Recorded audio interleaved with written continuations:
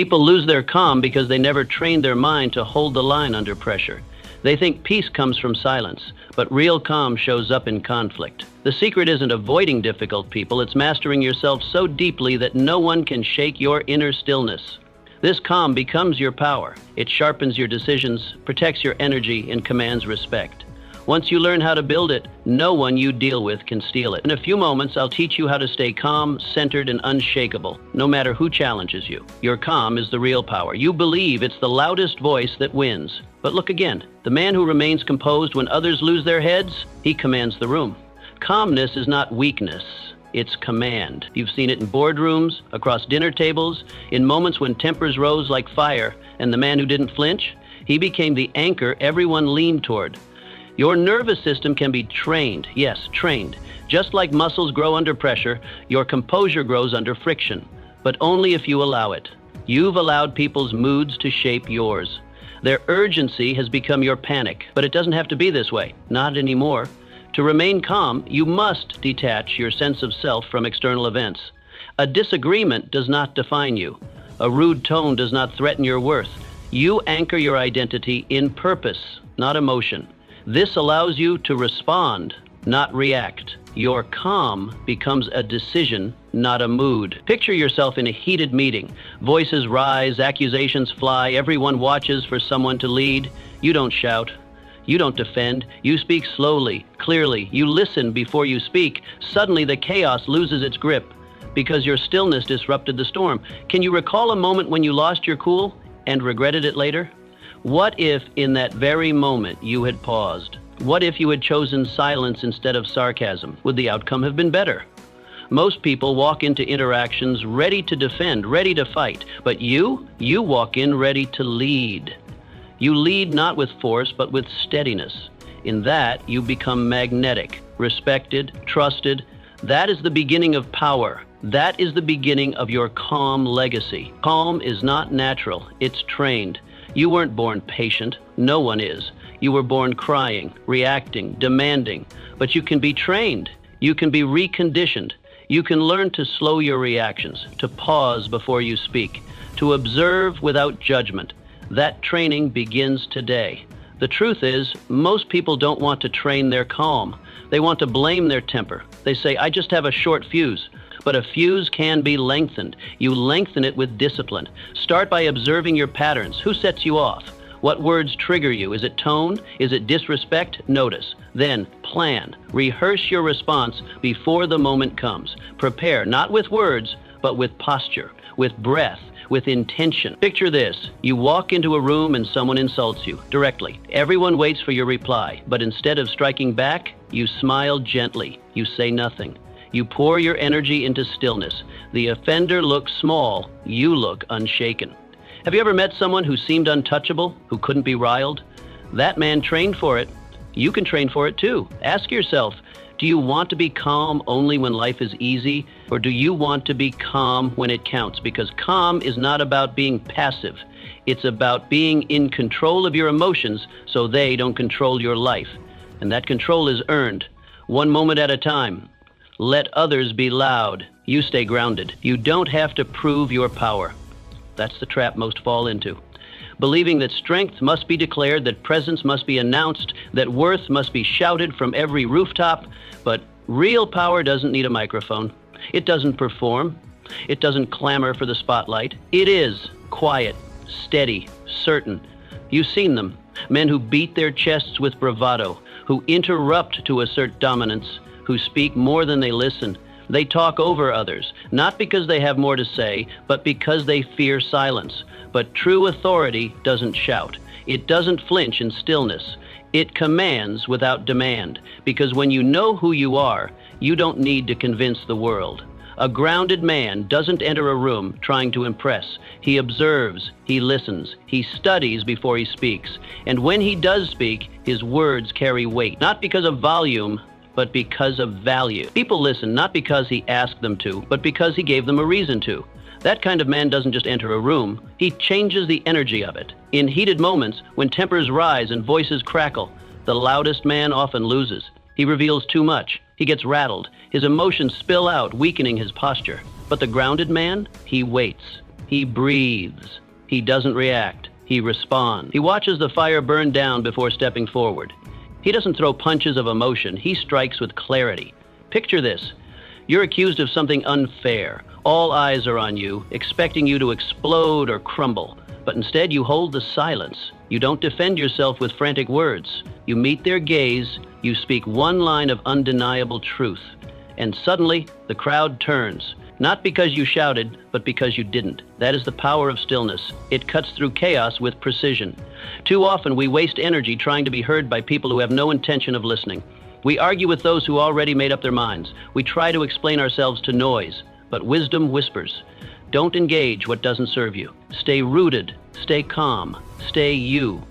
Grounding yourself means letting go of the need to react. It means walking through the world on your terms.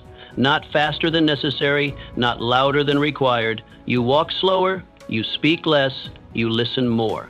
And you act only when the moment demands it. That's not passivity, that's control. Others will burn themselves out chasing attention. They'll jump at every bait. They'll run from every storm, but not you. You stay planted like a tree, deep roots, steady branches, unmoved by the wind. And when the dust settles, when the shouting fades, you're still standing. Not because you fought harder, but because you stayed centered. This isn't weakness, it's wisdom. Power is not in proving, it's in knowing. And the man who knows does not flinch. He does not chase. He does not need noise to feel significant. His stillness is the statement. And in a world addicted to attention, that silence becomes the loudest force in the room. Restraint is the highest expression of power. You could lash out. You could crush them with one sentence. You could expose their weakness, embarrass them in front of the room, and walk away with the crowd on your side. But you don't. Not because you're incapable, but because you choose not to. And that choice, that restraint, is not weakness, it's mastery. It's the final and highest form of strength. Most men confuse power with action. They think strength means reacting fast, striking first, proving a point at every turn. But the truth? Power without control is chaos. The man who throws every punch, answers every insult, and reacts to every offense isn't powerful. He's enslaved by his emotion. The real warrior, the real leader, is the one who knows he can, but decides not to. Not out of fear, but out of vision. Out of a clear understanding of what's worth it and what's not. The higher you aim, the more you must protect your energy. Every fight has a cost. Every confrontation has a price. And the wise man counts the cost before swinging the sword. He doesn't spend his strength proving things to people who don't matter.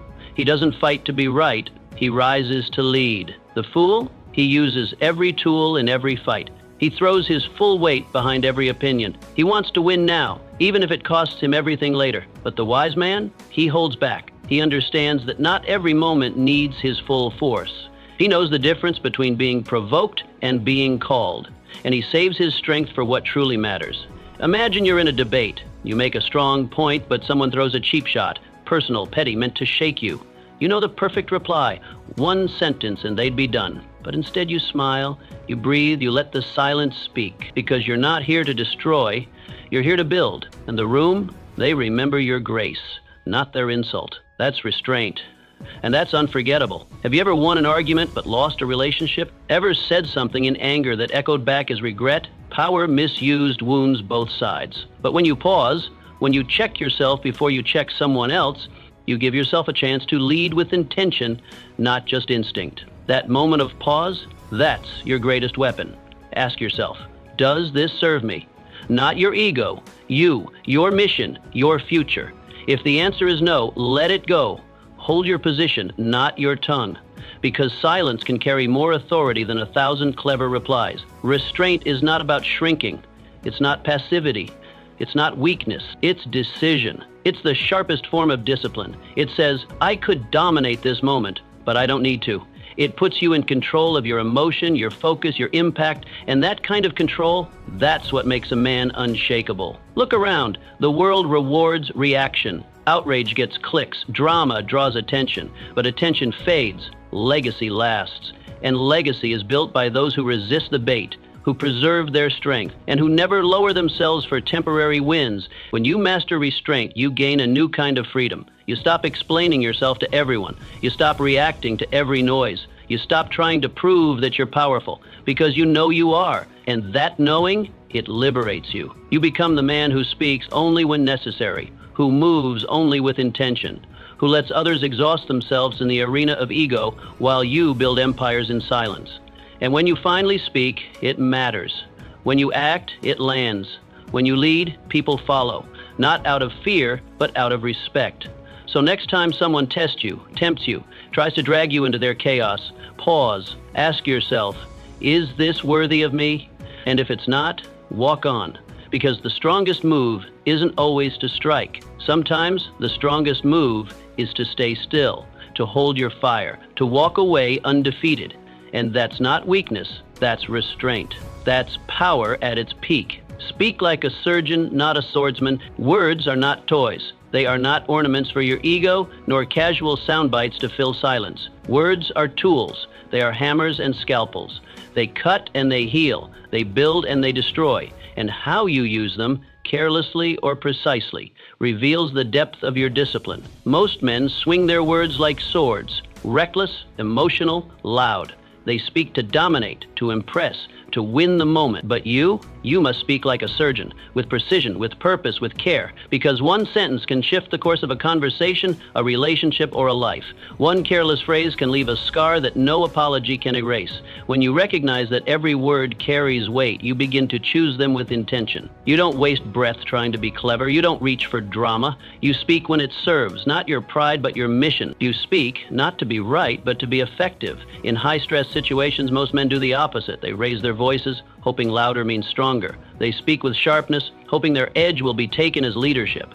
But volume isn't command, emotion isn't direction, noise only creates more noise. You must do what few can, lower your voice, slow your speech, make space between your sentences. Let your calm become the loudest voice in the room. Picture this: a team is panicking after a major failure. Accusations fly, voices escalate, fear spreads like fire. In the middle of it, you raise one hand, not with force, but with composure. You speak in a low, steady tone. You don't add to the heat, you cut through it. You state the facts, you offer a plan. You remind them of what matters. And slowly, the room changes. Not because you shouted, but because you anchored. That's leadership. Have you ever walked away from a conversation knowing you were right, but wishing you'd said less or said it better? Have you ever delivered the perfect comeback, only to feel empty afterward? That's because the purpose of speech isn't just to win, it's to move things forward. When you speak from ego, you may win the moment, but you lose the respect, the trust, the momentum. The man of strength sharpens his tongue not for show, but for service. He trims the fat from his sentences. He doesn't dump emotion into his words. He distills clarity from thought. Before he speaks, he writes. Before he writes, he thinks. Before he thinks, he listens. That is how precision is born. Not from impulse, but from inner stillness. Begin this practice today. Before speaking, ask, what do I want my words to do? Do I want to heal or harm? To direct or distract? To build or burn? And if you cannot answer clearly, don't speak yet. Wait, clarify. Cut the excess, because less said with power is worth more than much said in haste. In meetings, don't compete for air. In conflict, don't compete for dominance. Speak so that your words move people, not away from you, but towards something better. Let your tone carry steadiness, not tension. Let your language lift the room, not weigh it down. You are not here to entertain, you are here to guide. And in times of chaos, the one who speaks with calm clarity becomes the true commander, not because of rank, but because of presence. The man who speaks last, who speaks least, who speaks only when necessary, he becomes the one others follow. So don't be the man who must be heard. Be the man whose silence makes others want to hear him. Don't be the one who floods the room with noise. Be the one whose single sentence shifts the direction of the entire ship. Words are not toys, they are tools.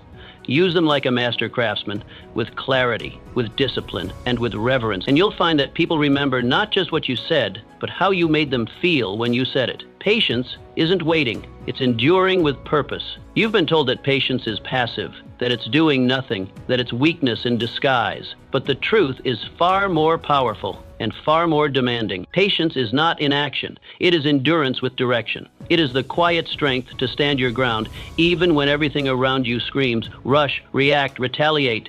Real patience is not for the lazy, it is for the disciplined. It's the calm in your chest while the storm rages outside. It's the decision to wait with purpose rather than act from desperation. Others may mock your stillness, thinking you've stalled, but you know better. You're not doing nothing. You're preparing. You're sharpening. You're becoming unshakable. While others panic, rant, and ruin their own chances by trying to force outcomes, you step back. You observe. You build in silence. You wait. Not because you lack the strength to act, but because you've learned the wisdom of timing. You don't jump at the first chance. You prepare for the right one. The world glorifies speed. It applauds the man who moves fast, who speaks first, who strikes quickly. But behind every great achievement is the man who learned restraint, the man who didn't strike too soon, who didn't let pride or fear dictate his timing. The world may admire the impulsive, but it follows the deliberate, the one who sees beyond the moment. Imagine standing in line for an opportunity you've earned. You've worked for it. You've waited for it. But others cut ahead. Your pride burns. Your ego demands retaliation. But you don't explode. You don't fight for scraps. You stand tall. You breathe. You trust your preparation. And when your turn finally comes, you're ready in a way no one else is. Not because you rushed, but because you refuse to be rushed. Think of the moments in your life where impatience cost you something real. A project rushed to completion that crumbled. A relationship pushed too hard too soon. A decision made in urgency that you still regret. How many of your detours were self-inflicted, born not from lack of talent, but lack of patience? Now imagine if you'd waited, sat with the tension, held the silence, trusted the pace. How different would things be? This is what real patience demands, the ability to sit inside the delay without bitterness, to hold space between desire and fulfillment and not fill it with noise or drama. To trust that preparation is progress, even when there's nothing to show for it yet. Because the delay is not empty. It is working on you, shaping you. Patience is where your character is built. It teaches you how to lead yourself before you lead others. It tempers your emotions. It strengthens your mind. It matures your vision. It shows you the difference between what you want now and what you're truly meant for. Start practicing daily patience. Delay small gratifications. Let the moment pass without needing to insert your opinion. Listen longer than you're comfortable. Resist the itch to prove your point. Let someone else take the spotlight. Watch how your strength grows, not in noise, but in restraint. You become a master of patience by enduring small tests, waiting in traffic without cursing, holding your tongue in arguments, taking a breath before answering, letting a goal simmer until it's fully cooked, not half-baked from haste. And over time, that quiet self-control becomes something others feel. They begin to trust your timing. They rely on your steadiness. You become the one they turn to, not because you rush, but because you know when to move. Patience doesn't mean doing less. It means doing what matters when it matters most. It is the ability to stand firm with a vision too strong to be shaken by time. And that's what sets you apart. Because while the world spins in chaos, you remain calm. You don't chase, you prepare. You don't flinch, you focus. And when your moment comes, it doesn't catch you off guard. It finds you ready. Every outburst costs you more than you think. Every time you lose your temper, you lose something else with it. Respect, clarity, opportunity. That's the truth most men don't want to admit. Anger feels like power in the moment. It feels like control. Like you're taking a stand, making yourself known, refusing to be disrespected. But behind that heat lies a deep cost. And when the fire dies down, you're often left sifting through the ashes of trust, of influence, of progress. Anger has a price, and more often than not, the price is greater than the offense that triggered it. You may feel justified, you may believe you had no choice, that they needed to hear it, that someone had to say something. But when the dust settles, it's not the outburst you remember, it's the damage. Words said in rage don't dissolve in the air. They leave marks, they create walls, and sometimes those walls take years to break down. Your energy is your currency. Every decision you make, every problem you solve, every plan you execute demands focus. But when you waste that energy on outrage, on proving your emotion instead of pursuing your mission, you rob yourself, you give away your direction. You trade long-term vision for short-term validation, and that's a poor deal every time. Picture this. You're running a business. A worker under-delivers or makes a costly error. Your first instinct? Slam the table, raise your voice, assert dominance. And in that second, yes, you feel powerful. You feel like you've reestablished control. But step back. What really happened? the room goes silent. Not out of focus, but fear. The worker stops thinking creatively and starts thinking defensively. They don't want to improve, they want to avoid you. Trust evaporates, communication tightens, innovation dies. And all for what? A few seconds of release? The illusion of control? Now imagine a different response. You pause, you breathe, you call the person aside, you speak low but firm. You ask what happened, you listen, you redirect, you hold them accountable but with respect. And now, the worker learns. The room breathes. And most importantly, you lead, not from emotion, but from wisdom. Anger isn't the enemy. Uncontrolled anger is. There are moments where righteous anger is appropriate, when injustice must be addressed, when boundaries must be set. But even then, the strongest expression is measured, not manic.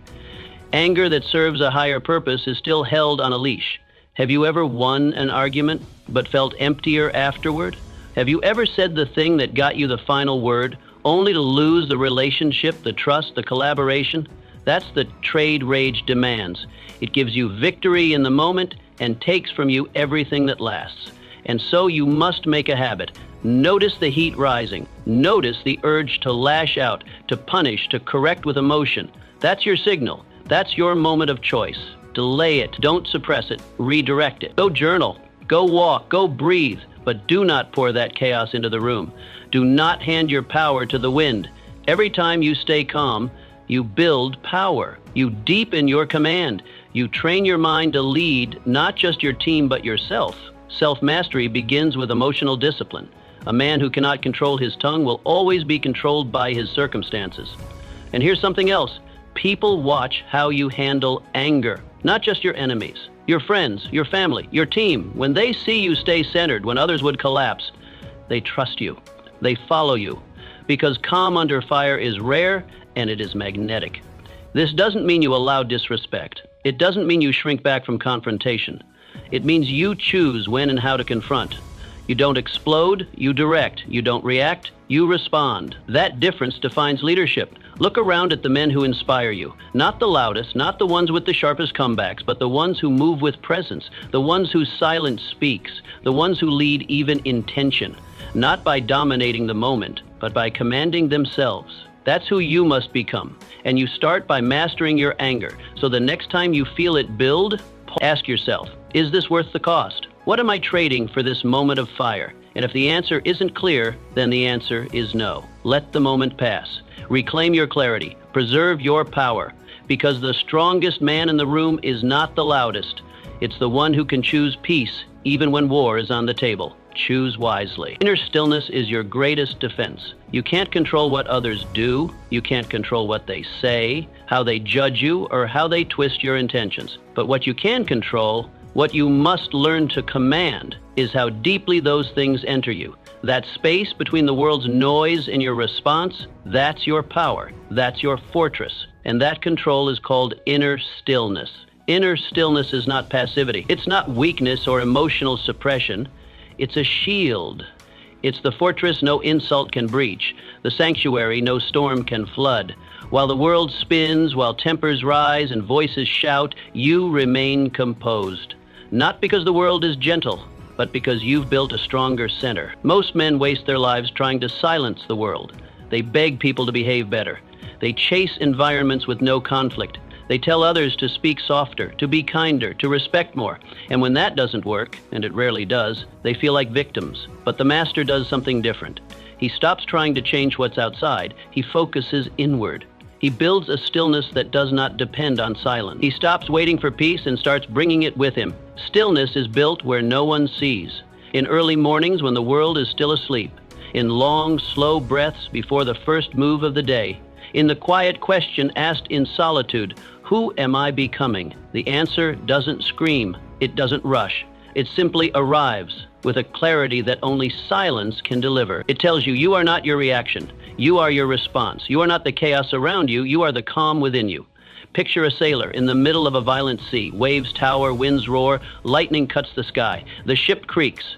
But beneath the surface, beneath the rage and churn, the deep ocean is still, immovable, unaffected. That's you. You live on the surface with the rest of the world. You see the chaos, you feel the wind, but within, you are ocean floor calm. rooted, unshakable. Now ask yourself, when was the last time someone's words followed you home, replayed in your head long after the moment passed? Was it what they said that hurt? Or was it that you gave their words a home? Did you hand them the keys to your peace? Inner stillness is reclaiming those keys. It's saying, your voice is loud, but it does not control my mind. Your tone is sharp, but it does not pierce my worth. You may rage, but I do not have to rage with you. This kind of stillness doesn't arrive all at once. It is practiced, moment by moment, day by day. It starts with observing, not reacting. It starts with breathing, not blaming. When chaos rises, stillness doesn't mean it means you open up, but only to what serves your clarity. You let others shout, you nod. You let others panic, you plan. That's not detachment, that's command. In meetings, when tension builds, stay still. When criticism comes, stay still. When provoked, stay still. Not as a performance, but as a discipline, because the man who cannot sit with stillness will always be owned by the noise around him. Stillness becomes strength when it becomes natural, when it's no longer something you try to remember, but something you are, when it follows you into every room, every conversation, every challenge. You walk into fire and don't burn, not because the fire is gone, but because you carry water within. And here's the deeper truth. Inner stillness attracts. People feel it, they trust it, they lean into it. The man who doesn't flinch, who doesn't snap, who listens with presence and speaks with clarity, that man commands rooms without raising his voice. He becomes the anchor in storms, the calm in conflict. Not by controlling others, but by controlling himself. But it's not easy. There will be days when you're tempted to match the volume, to defend yourself, to lash back, to react. And in those moments, you must remind yourself you lose nothing by staying still, but you lose everything by losing yourself. So begin your training now. Don't wait for the next crisis. Start in the quiet. Practice presence in daily life. Hear the noise, but don't inhale it. See the madness, but don't wear it. Choose your inner world with more care than your outer wardrobe. Guard it, refine it, build it, brick by quiet brick. Because the world will always rage. That's its nature. But the man who masters inner stillness, he doesn't run from the storm. He walks through it, calm, clear, whole, and nothing can touch him. You are the mirror, not the fire. When people bring conflict, they expect you to match their fire. They want your reaction. They want to see you flinch, snap, bark back. It gives them fuel. It validates their chaos. It pulls you down into their level where emotion overrules reason, where noise drowns out truth. But you don't give it. You reflect, not ignite. You stay still while they storm. You observe while they unravel. You respond, not to defend yourself, but to protect your focus.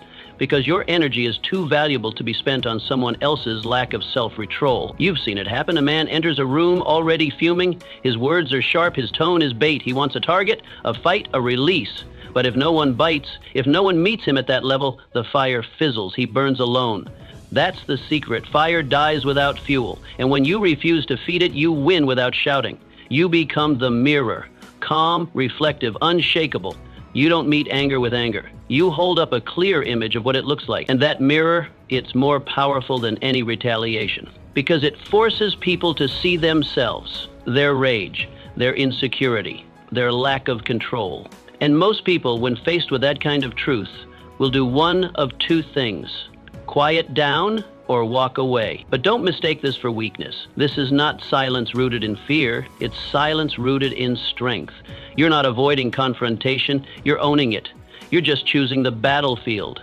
You're not letting others walk over you. You're choosing not to fight on their terms because you've realized power without direction is destruction. And you're here to build, not burn. You fight with clarity, not chaos, with vision, not vengeance, with control, not confusion. Your calm isn't indifference, it's command. The man who can stand in the middle of flames without becoming part of them, he becomes trusted, followed.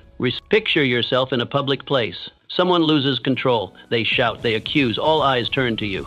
But instead of matching the volume, you listen, you breathe, you speak slowly, directly, truthfully. You correct, not with venom, but with precision. And suddenly the crowd doesn't remember what was said. They remember how you stood, how you didn't flinch, how you didn't fall into the trap of reaction. That's the power of being the mirror. Because in a world that rewards loudness, stillness becomes legendary. Ask yourself, do you want to be feared or respected? Do you want to burn hot and fast or stand strong and last? Anger may intimidate, but it never inspires. Rage may shake a room, but it never builds one. And if you want to lead, to influence, to create lasting impact, then fire won't take you there. Light will. Calm will. Discipline will. The mirror is neutral, but it is never powerless. It doesn't attack. It doesn't argue. It simply shows. It reveals what's real, and people will either rise when they see themselves in it or run. That's not your concern. You don't control others' reactions. You only control your presence. Train yourself to respond with questions, not accusations. Questions bring clarity. Accusations bring defense. When someone lashes out, instead of barking back, ask, "What exactly do you want me to understand?" When tension rises, breathe deeper, slow down. Let your posture speak louder than your voice. Stand tall, shoulders back, eyes steady, no fidgeting, no retreat, just stillness with purpose. And if the moment demands words, speak with economy. Don't dump emotion into the room. Deliver insight, because when your words are rare, calm, and clear, they land. People listen, not because you force them to, but because you earned it. Let others play in the flames of ego, pride, and noise. Let them compete to be heard. But you build light, light that reveals, that warms, that guides. You're not here to win battles that don't matter. You're here to master yourself so you can master every room you walk into. There will always be those who try to rattle you, who throw chaos like darts, hoping to provoke a reaction. But if you want to lead, if you want to rise, you must learn this truth. You don't need to match heat to stay powerful. You need only to stand calm, present, reflective, and in time they will either quiet down or you'll outlast them. Be the mirror, be the stillness, be the master of light. Calm is the signature of a disciplined life.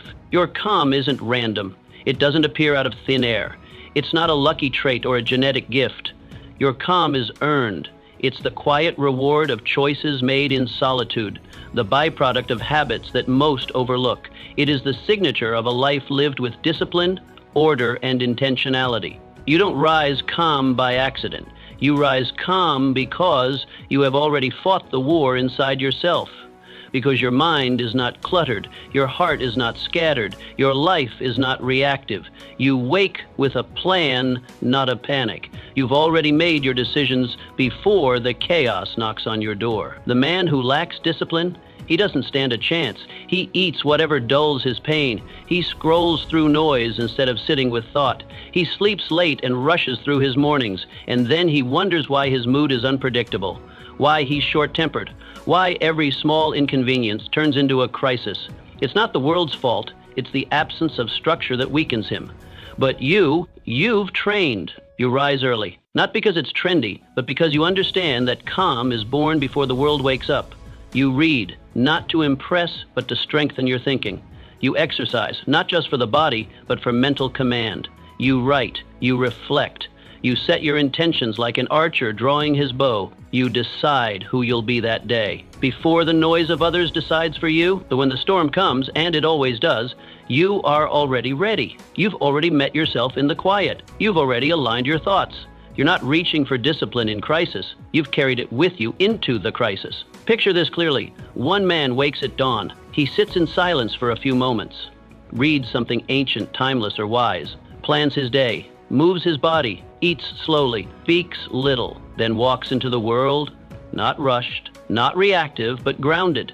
Now picture another. He snoozes his alarm 3 times, jumps out of bed, checks his phone before he breathes, skips breakfast, skips intention, and rushes into traffic, into conversations, into decisions he's not prepared to make. Now ask yourself, which one would you trust in a crisis? Who would you follow when the pressure is high? Who would you look to when the team is unraveling, the tension is thick, and the room needs a leader? This is the difference between a life of reaction and a life of design. One is always catching up. The other is always in position. And calm belongs to the man who lives in position. The truth is, calm is not found. It is built brick by brick, habit by habit, hour by hour. There are no shortcuts. There's no app to download, no podcast to play that will implant it into you. Calm is constructed in repetition. through hundreds of quiet mornings, through thousands of small decisions, through choosing what strengthens over what sedates. And here's the secret most don't want to hear. If your outer world is always on fire, look to your inner structure. Look at your habits, look at your mornings, look at your thoughts. Chaos on the outside often reveals disorder on the inside. Calm men don't control the world. They organize themselves. So ask yourself honestly, have I been living in reaction or in design? Am I responding to life with clarity or reacting out of fatigue, fear, and frustration? Because calm isn't what you do in the moment. It's what you've built before the moment. If you want to be calm no matter who you're dealing with, then build a life that demands it, that requires stillness, that's anchored in something greater than emotion. Rise early, not to impress, but to align. Eat with care. Move your body with purpose. Reflect before reacting. Schedule your days like a craftsman building something sacred. Prepare your mind like a warrior sharpens his blade, not because a battle is guaranteed, but because he refuses to be unready. Live in structure so that chaos never surprises you. Be so consistent in your foundation that when others panic, you remain composed, not out of arrogance, but because your roots run deep. And when others wonder how you stay so calm, so grounded, so unshakable, you'll know the answer. It wasn't a single quote. It wasn't a motivational video. It was the life you built when no one was watching, the habits you honored when it was easier not to, the mornings you rose while others slept, the moments of discipline that quietly sculpted your strength. So live it, not once in a while, not when convenient, every day, without excuse, without waiting for the perfect time. Because the storm is coming, and when it does, the man who built himself in silence will be the one who leads in the noise. Control your face. It's the front door to your mind before you utter a single word. Your face has already spoken volumes. In those first crucial seconds of any encounter, your expression broadcasts your inner state to everyone watching. The slight tension around your eyes reveals anxiety you thought you'd hidden. The tightness in your jaw exposes irritation you believed was under control. The world reads you like an open book and judges accordingly. This is why mastering your expression becomes essential for anyone seeking true influence. Your face serves as the first line of communication, setting the tone for every interaction that follows. When you fail to govern this silent language, you surrender control before the conversation even begins. Consider the power dynamics at play.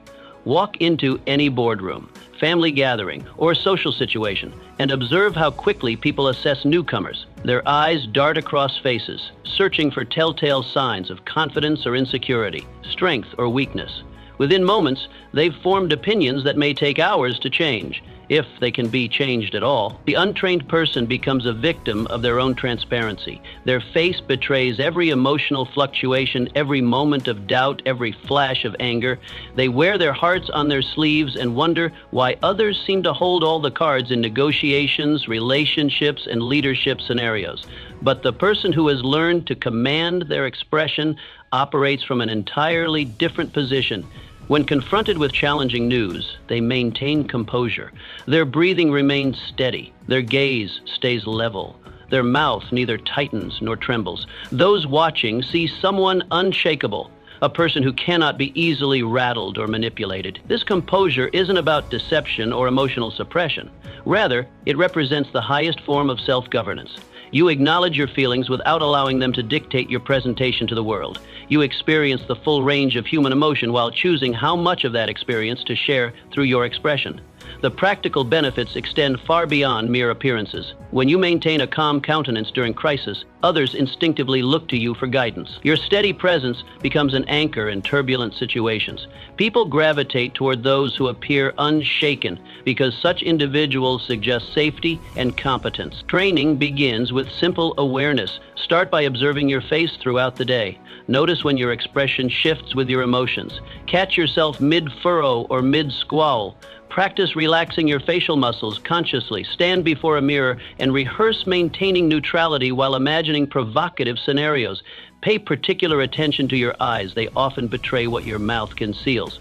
Train them to remain soft yet focused, avoiding the darting glances that signal nervousness or the hardened stare that suggests aggression. Your mouth should rest naturally, neither pursed with disapproval nor tight with tension. This discipline transforms how others perceive and interact with you. Colleagues begin treating you as someone who can handle pressure. Friends confide in you more readily. Strangers approach with respect rather than testing your boundaries. Your face becomes your most reliable tool, not for hiding who you are, but for choosing how and when to reveal yourself. In mastering this silent signal, you claim authority over your own narrative and step into the quiet confidence that changes everything. Don't match energy. Set the tone. Society conditions you to be a mirror.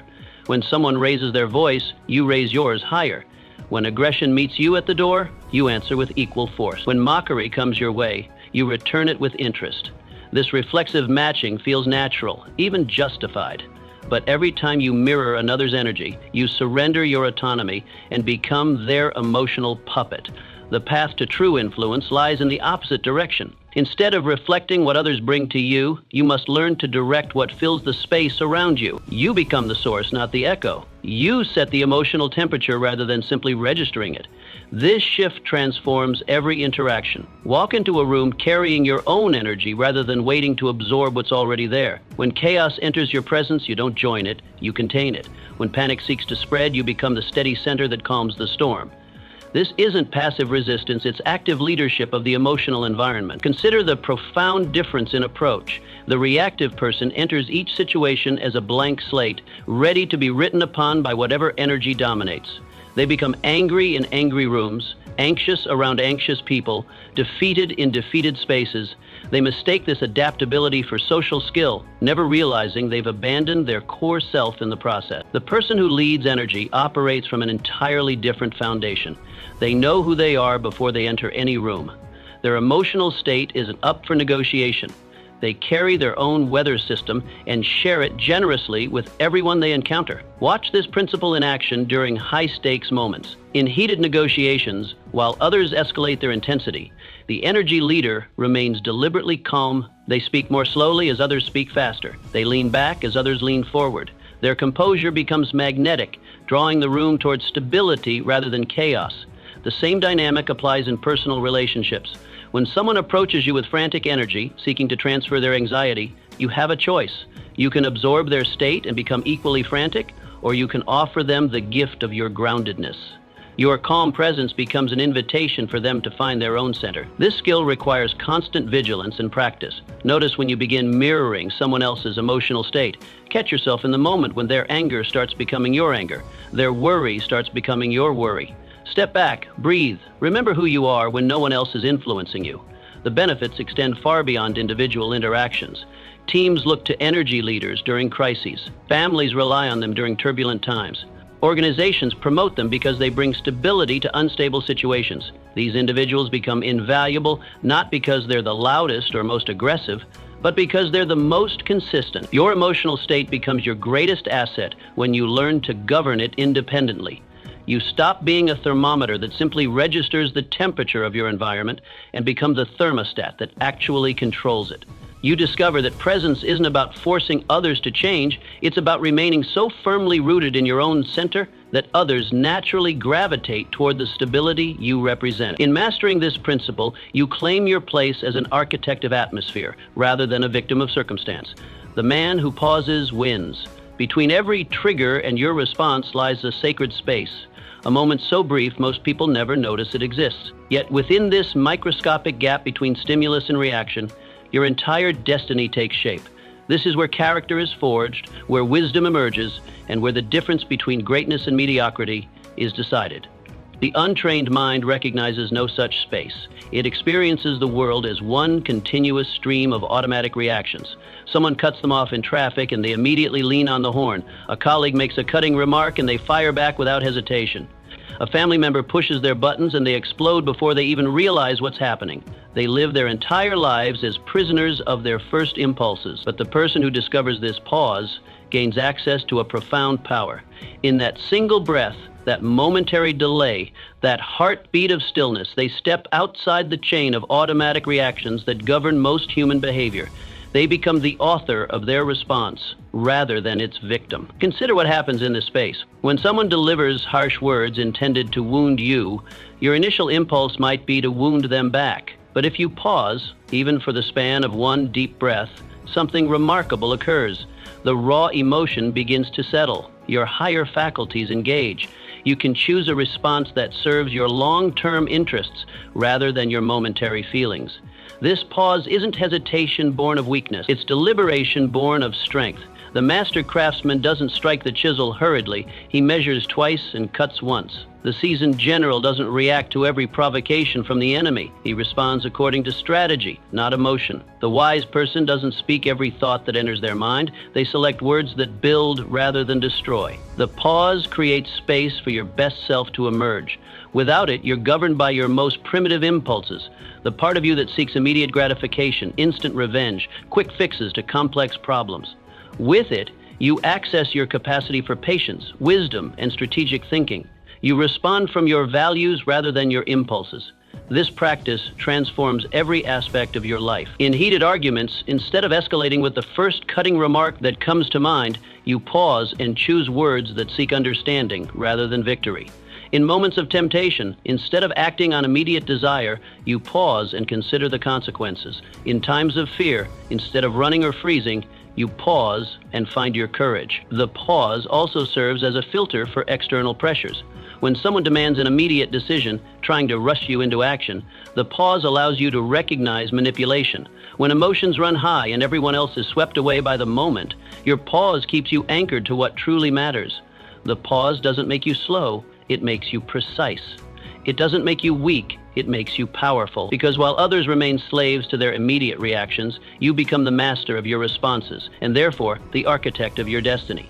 The strongest person is the one who can remain calm under disrespect. When someone treats you poorly, they reveal everything about themselves and nothing about you. This is perhaps the most liberating truth you can embrace in a world where offense seems to lurk around every corner. Consider the nature of respect itself. Anyone can be pleasant when they're receiving praise, acknowledgement, or kindness. A child can smile when given candy. But what happens when that same person faces mockery, dismissal, or outright hostility? That moment, that precise instant, when disrespect lands at your feet, becomes a crossroads that defines your character. Most people instinctively reach for retaliation. The impulse feels natural, even justified. Someone insults you, so you insult them back. Someone dismisses your ideas, so you attack theirs. Someone treats you as if you don't matter, so you make sure they know exactly what you think of them. But here's what happens when you follow that impulse. You surrender your power. The moment you react with equal disrespect, you've essentially said, your behavior determines my behavior. Your emotions control my emotions. You are in charge of who I become in this moment. You've handed them the remote control to your inner state. But you are not a puppet. Your responses belong to you alone. When disrespect comes your way, pause and look deeper. What you're witnessing isn't really about you at all. It's a window into someone else's inner world, their insecurities, their pain, their lack of self-control. Confident people don't feel the need to diminish others. Those who have found peace within themselves don't seek to create chaos in others. Think of disrespect as a mirror held up by the other person. But instead of reflecting your inadequacies, it reflects theirs. Their need to belittle reveals their own feelings of inadequacy. Their mockery exposes their own fears of being mocked. Their dismissal of your worth betrays their struggle with their own sense of value. Picture this scenario. You're walking through your neighborhood when someone deliberately bumps into you, mutters something crude, and tries to provoke a confrontation. You have a choice. You can take the bait, escalate the situation, and prove to everyone watching that this stranger has the power to transform you into someone you're not. Or you can do something remarkable. You stop, you look them in the eye with calm awareness, you say nothing, you continue on your way. The bystanders don't see weakness in your restraint, they see mastery. They witness someone who cannot be shaken, cannot be controlled, cannot be reduced to the level of petty conflict. Your silence speaks louder than any comeback ever could. This isn't about being passive or accepting abuse. It's about understanding that your inner peace is too valuable to trade for the temporary satisfaction of putting someone in their place. It's about recognizing that your energy is too precious to waste on people who haven't earned the right to influence your emotional state. How often have you let someone's careless words hijack your entire day? How many hours have you spent rehearsing arguments, crafting perfect comebacks, or seething over disrespectful treatment? That time belongs to you, not to them. Freedom from the need to react is perhaps the greatest strength you can develop. When you truly understand that others' opinions and behaviors are reflections of their inner world rather than judgments on yours, you become unshakable. You become free. Silence is not submission, it's strategy. We live in a world that mistakes volume for value, where speaking your mind has become a badge of honor and staying quiet is seen as surrender. You've been conditioned to believe that every thought deserves voice, every opinion requires expression, and silence signals weakness. But this belief system has led to a culture of noise, where words have lost their impact and conversations have devolved into competing monologues. What if everything you've been taught about silence is wrong? True power doesn't announce itself with a megaphone. It doesn't need to justify its presence or defend its position at every opportunity. Real strength often moves in silence, observing, calculating, and choosing its moments with surgical precision. When you choose silence over immediate reaction, you're not retreating, you're strategizing. You're conserving your most valuable resource, your energy.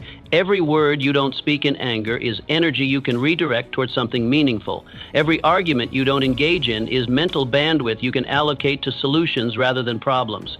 Consider the nature of revelation. When you remain silent, something fascinating happens. Others fill the void. They project their insecurities, expose their assumptions, and reveal their true motivations. Your silence becomes a canvas onto which they paint their inner landscape. They tell you exactly who they are, what they fear, and what drives them, all without you saying a word. This discomfort with silence runs deep in human psychology. We're wired to interpret quiet as tension, and tension demands resolution. When you refuse to provide that resolution through hasty words, you create a psychological vacuum that others feel compelled to fill. They talk more, explain more, justify more. They give you information they never intended to share, simply because your silence makes them nervous. Think about your most memorable conversations. Were they memorable because someone spoke incessantly, or because someone said exactly the right thing at exactly the right moment? Precision beats volume every time. When your words are rare, they become precious. When you speak sparingly, people listen intently. Picture yourself in a heated discussion where everyone expects you to explode with counter-arguments and emotional responses. Instead, you lean back, you listen. You observe the dynamics at play. Who's trying to prove what? Who's masking insecurity with aggression? Who's actually worth engaging with? Then, when the chaos reaches its peak, you deliver a single, well-crafted sentence that cuts through the noise like a blade through silk. The room goes quiet. Not because you shouted louder than everyone else, but because you waited for the perfect moment and struck with precision. Your restraint gave your words weight that no amount of volume could provide. Reflect on your recent conflicts. How many times did you say too much too quickly? How often did you wish you had paused, breathed, and chosen your words more carefully? Most arguments aren't won by the person who speaks first or loudest. They're won by the person who speaks wisest. Mastering strategic silence transforms you into someone unreadable and unshakable. You become a mystery that others can't solve through casual observation. They can't predict your reactions because you don't react, you respond. And responses, unlike reactions, are deliberate. This doesn't mean becoming mute or passive. It means understanding that your voice is a tool, not a compulsion. Sometimes the most powerful thing you can do is nothing at all. Sometimes the strongest position is the one that requires no defense. When you embrace this discipline, you discover that silence isn't empty. It's full of potential. It's pregnant with possibility. It's the pause before the lightning strike, the inhale before the decisive blow, the calm before you change everything with a single, perfectly timed word. Your enemies will exhaust themselves trying to provoke you. Your critics will tire themselves attempting to read your thoughts. Meanwhile, you remain centered, strategic, and in complete control of when and how you engage, because true mastery isn't about having something to say in every moment. It's about knowing which moments deserve your voice. You don't owe a reaction. You owe a response. In the milliseconds between provocation and your response lies the difference between mastery and mediocrity, between wisdom and weakness, between controlling your life and having your life controlled by others. This tiny gap, barely perceptible to most people, is where your true power resides. Understanding the distinction between reacting and responding is fundamental to reclaiming authority over your own existence. A reaction is your nervous system on autopilot. It's the ancient part of your brain that evolved to help you survive immediate physical threats, now misfiring in response to criticism, disrespect, or challenging situations. When you react, you're operating from a place of urgency and emotion, driven by impulses that bypass your rational mind entirely. A response, however, is consciousness in action. It's the deliberate choice to engage your higher faculties before opening your mouth or taking action. When you respond, you're acknowledging that you have options, that you can choose how to engage with any given situation. You're exercising the uniquely human capacity to pause between stimulus and action. Society has programmed you to believe that immediate reaction equals strength, that hesitation signals weakness, and that the fastest comeback wins the day. You've been trained to defend yourself instantly, retaliate automatically, and justify your position without pause. But this conditioning has turned you into a predictable machine that others can manipulate simply by knowing which buttons to press. Consider how this plays out in your daily life. Someone cuts you off in traffic, and your immediate impulse is to honk, gesture, or curse. Someone criticizes your work, and you instantly launch into defensive explanations. Someone challenges your opinion, and you immediately argue back. In each case, you've surrendered your power to choose your response. You've become a puppet dancing to someone else's tune, but you are not a machine programmed to execute automatic responses. You are a conscious being capable of choice in every moment. No external circumstance can force a particular reaction from you unless you grant it that power. This is perhaps the most liberating realization you can have, that your responses always belong to you, regardless of how others behave. People will test this principle regularly.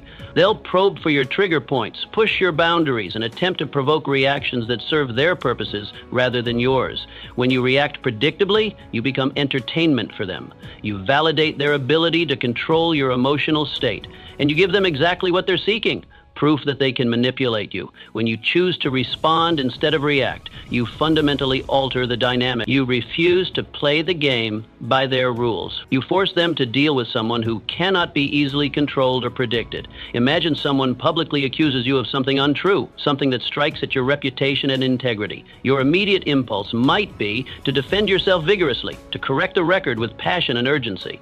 But what if instead you simply smiled? What if you paused, maintained eye contact, and asked a clarifying question? Help me understand what led you to that.